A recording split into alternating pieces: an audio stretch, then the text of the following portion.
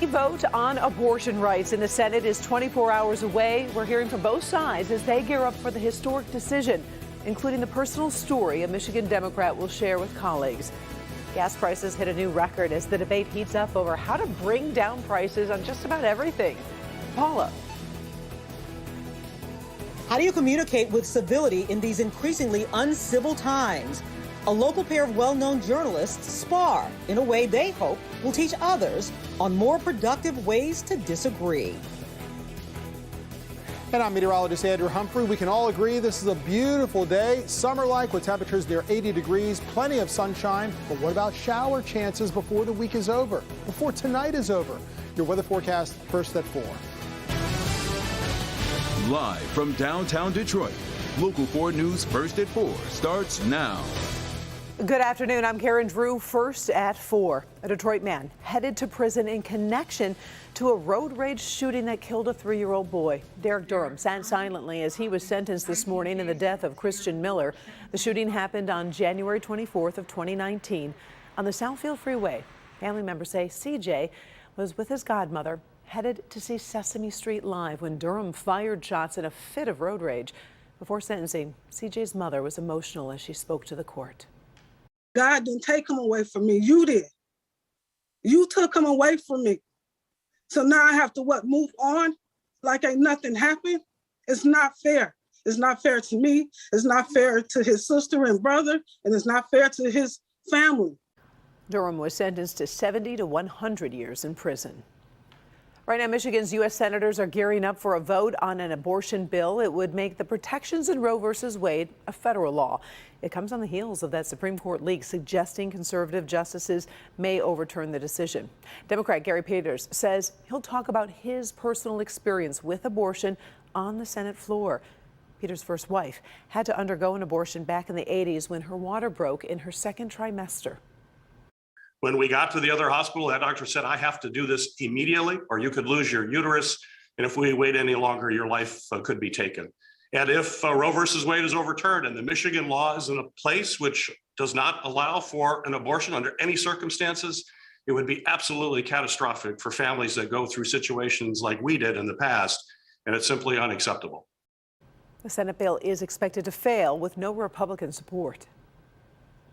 Their bill is written to protect abortionists rather than mothers. It would roll back health regulations. It would attack America's conscience rights and religious freedoms. The Senate did pass a bipartisan bill giving more security protection to Supreme Court justices. Since the draft league, pro-choice activists have been protesting outside the home of Justice Samuel Alito. State's largest school district may move up its start date for the next school year. Detroit Public School Board members are considering making the first day before Labor Day. They're going to talk about it tonight at a board meeting. Of course, we'll let you know what they decide. We do have an update for you now on a story so many of you are following. That 5-month-old wallaby missing at the Detroit Zoo has still not been found. The wallaby was last seen on Saturday, discovered missing Sunday. The zoo thinks it may have been taken by a hawk, maybe an owl. Another update coming at 5. All right, everybody, let's take a look outside. It has been a gorgeous day. Temperatures close to 80 degrees. The sun is out. Let's get over to Andrew. We're loving the sunshine. Oh, we certainly are, Karen, with temperatures even above 80. It's 81 at City Airport, same thing in Ann Arbor, 80 degrees in Howell, and 79 in Pontiac. We're looking at temperatures also in the 70s to near 80 in your neighborhood, 80 over at Metro Airport with a wind of 14 miles per hour. Visibility is looking good, and we are rain-free. Here's a live look with Storm Tracker 4. Now, as you can see, as I zoom out a little bit, there is some shower and storm activity that's occurring in parts of the UP and just now firing up here in Wisconsin. As these showers develop, they're going to travel across Lake Michigan, giving us cloudier skies for tonight. Even the potential for a shower or two far west of Detroit, possibly in Livingston County, also in portions of Washtenaw County. But it's not a guarantee. What is a guarantee? We stay clear of any rain and it gets cooler tonight, but it remains warm, 70s and 60s before midnight. More on that potential for shower activity coming up. All right. Thank you, Andrew. Just into the newsroom, Elon Musk says if he follows through on a plan to buy Twitter, he will reverse the permanent ban of former President Trump. Speaking during a virtual summit, Musk called the ban a, quote, morally bad decision and foolish. Trump has said he won't return to Twitter, but no comment from him yet today. Well, with inflation hitting a record high and prices continuing to go up on groceries and more, President Biden will outline efforts to bring things back down. He didn't announce any new policy initiatives in a speech today, but it is clear the economy is a top priority heading into the midterms. Kimberly Gill now with an issue that's affecting just about everybody, Kim. Karen, the president blamed the pandemic and the war in Ukraine for the historic rise in inflation. Republicans, though, are blaming Democratic policies. It all comes as prices are soaring, with national gas prices hitting a new record high at $4.37 a gallon. In a press conference, President Biden called on Congress to pass measures included in the Build Back Better plan, a plan that, by the way, did not pass Congress. He's calling for policies to lower child care, fund the construction of affordable homes through tax credits and clean energy tax credits as well. Republicans are making the price hikes a key part of their midterm campaigns. Listen. My plan is to lower everyday costs for hardworking Americans and lower the deficit by asking large corporations and the wealthiest Americans to not engage in price gouging and to pay their fair share in taxes. Joe Biden gave a talk this morning, blamed everybody else on inflation. He took no responsibility and has no plan. President had no timeline for when inflation may subside. To try to slow it, the Federal Reserve raised interest rates last week by a half point. So, Karen, we'll continue to gather reaction, and we'll have a report from Washington when you join us for Local 4 News at 5. Until then, we'll send it back to you. All right. Always appreciate it. Thank you, Kim. Sure. Stock market just closed for the day, and after 3 days of losses, stocks were up and down all day long, but ended 84 points down. There are two Metro Detroiters who disagree often. Well, now they're actually teaching others how to do it in a civil way. Stephen Henderson, host of Detroit Today, and Nolan Finley, editorial director of the Detroit News, have a new project. Paula Tutman sat down with them to get their take on having uncomfortable conversations to heal the deep divides of our communities. Start with the basics. Journalists Stephen Henderson and Nolan Finley appear to pride themselves on disagreeing about the basics, but they do agree on some key hot topics. The last election was a free and fair election. Yes or no?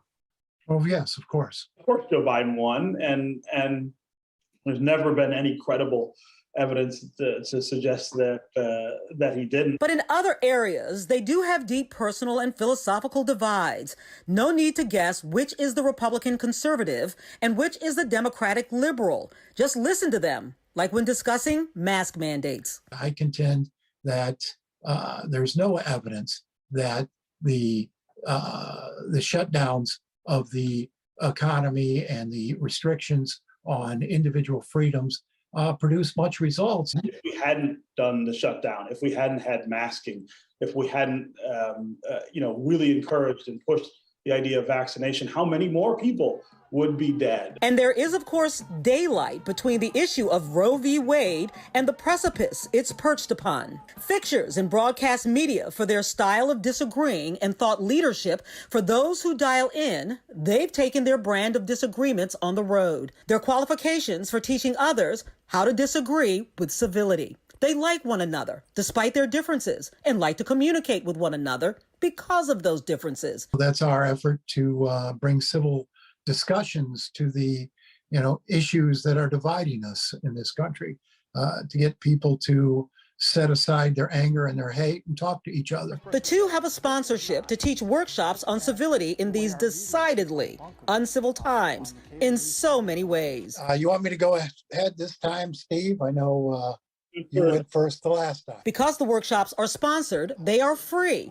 And so this bit of a brother act has gone on the road, in person and virtually, around the country. Every interaction about something you disagree with doesn't have to be about winners or losers. It doesn't have to be about showing somebody up or making someone look stupid. It can be, and it should be, about trying to understand where somebody else is coming from. Drop your sense of superiority, your smugness, and enter into a conversation with honest goals. And those goals should be to learn and understand. And then listen, listen and don't hate. Okay, so let's bring it back down here on the street level. The whole idea is to get people interested in getting rid of the feelings of hate and learning to listen, not necessarily changing minds, but learning to listen. Again, I want to reiterate that because of that sponsorship, they are compensated for these workshops, but that makes them free for schools, banks, community groups, friend groups, anybody who wants to start the conversation and be navigated to listening instead of going to your own corner, Karen. I like what Nolan said, conversation about honest goals, trying to learn something from each other, not necessarily slam each other for their personal characteristics.